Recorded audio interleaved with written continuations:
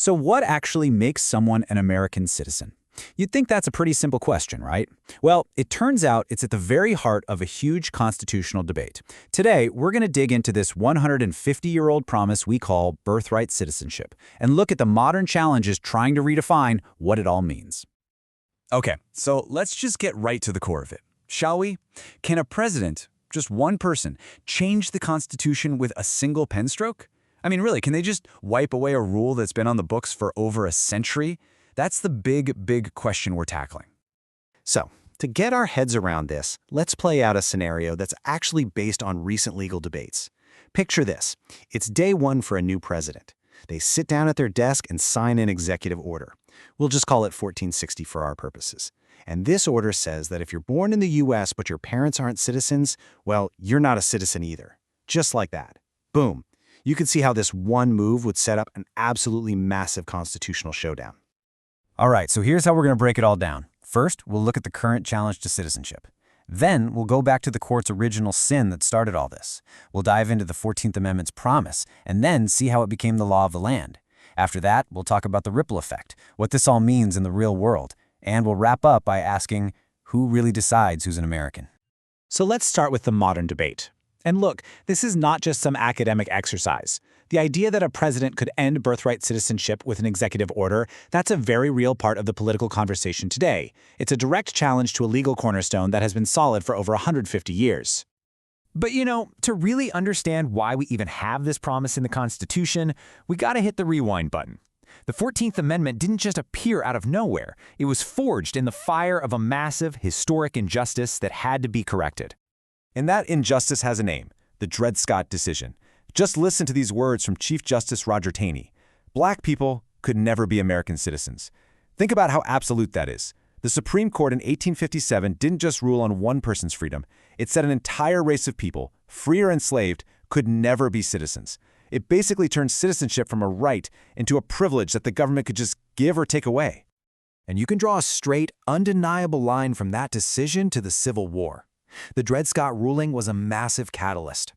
So after the war, the nation knew it couldn't just pass another law. No, this had to be bigger. They amended the Constitution itself.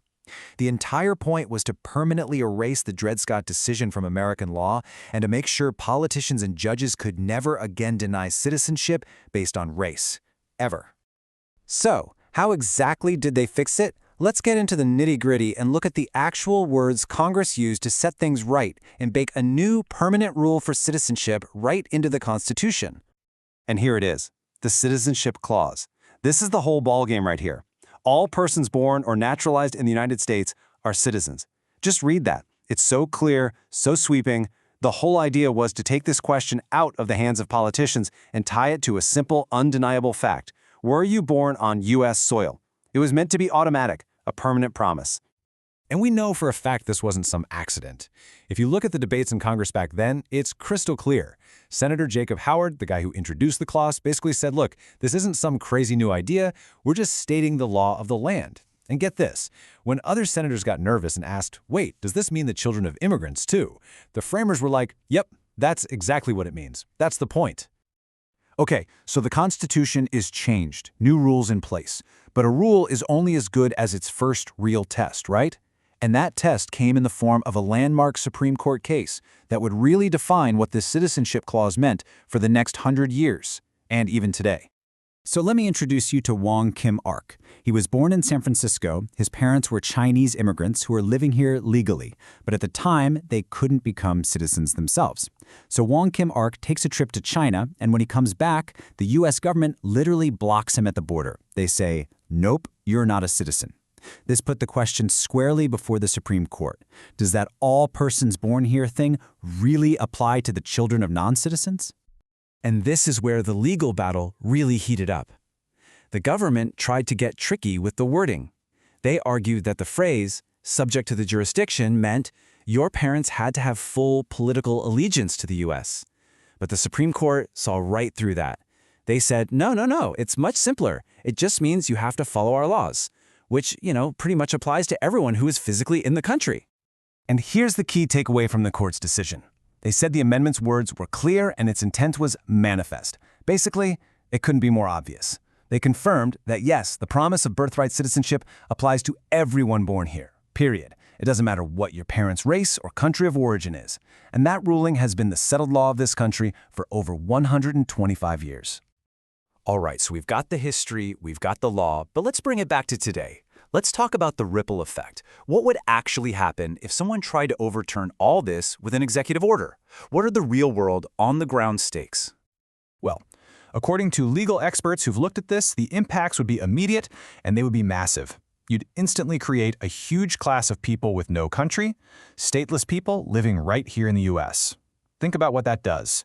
It would throw public services into total chaos because so much federal funding for schools, for healthcare, for things like Medicaid is tied to citizenship. All of a sudden, local governments would be scrambling to pick up the pieces, facing this incredible financial and administrative nightmare. And this isn't some new, wild prediction. The Supreme Court itself warned about this exact scenario decades ago. In a case called Plyler v. Doe, they said that creating a permanent underclass of people who are denied basic rights doesn't just hurt them, it hurts all of us. It literally frays the fabric of our society. And all of this brings us right back to where we started. It brings us to the final and maybe most important question of all. So when you boil it all down, what you're really looking at is a tug of war. On one side of the rope, you have more than 150 years of constitutional law. You have the actual text of the Constitution, which was written specifically to fix a terrible injustice. And you have over a century of Supreme Court cases backing it up. And on the other side of the rope, a single executive action trying to change it all. So, we want to leave you with this final thought. The fight over birthright citizenship, it's really about something much bigger than just immigration policy. It asks a fundamental question. Is being an American a constitutional promise, written in stone and protected from the politics of the day, or is it just a political question, something that can be changed or redefined by whoever happens to be in charge at the moment?